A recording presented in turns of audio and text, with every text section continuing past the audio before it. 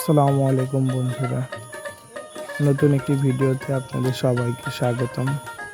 আশা করি আল্লাহর রহমতে আপনারা সবাই ভালো আছেন।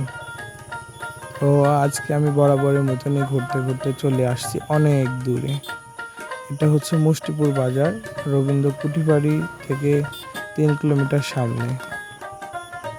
আমি যেদিক থেকে আসলাম এদিকে ছিল আত্রাই, যেদিকে যাচ্ছি এটা যাচ্ছে আবাদপুকুর, আদমদীঘি থানার মধ্যে, নওগাঁ জেলায়, আদমদীঘি থানা, বগুড়া জেলা। আমার মেবি আবাদপুকুরটা হচ্ছে রানীনগর থানার মধ্যে, এটা আমার ঠিক জানা নেই।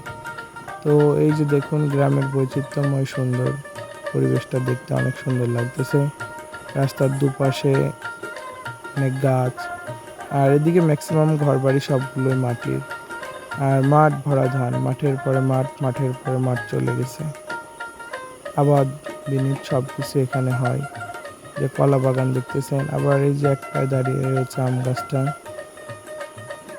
বলতে বলতে আমরা চলে যাচ্ছি আজকে আবাদ পুকুরের দিকে। তো চলুন দেখুন আমাদের সঙ্গে ভিডিও। আর এই ধরনের ভিডিও যদি আপনাদের কাছে ভালো লেগে থাকে অবশ্যই কমেন্ট করবেন, শেয়ার করবেন। আর হ্যাঁ, যদি ভিডিওটা পেজ থেকে দেখে থাকেন তাহলে পেজটা অবশ্যই ফলো দিয়ে রাখবেন।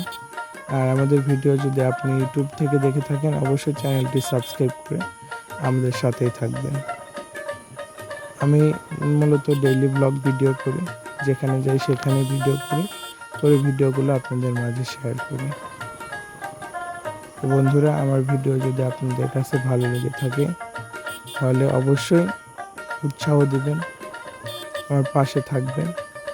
আর এতক্ষণ ভিডিওটি দেখার জন্য আপনাদের সবাইকে আন্তরিকভাবে ধন্যবাদ। আসসালামু আলাইকুম।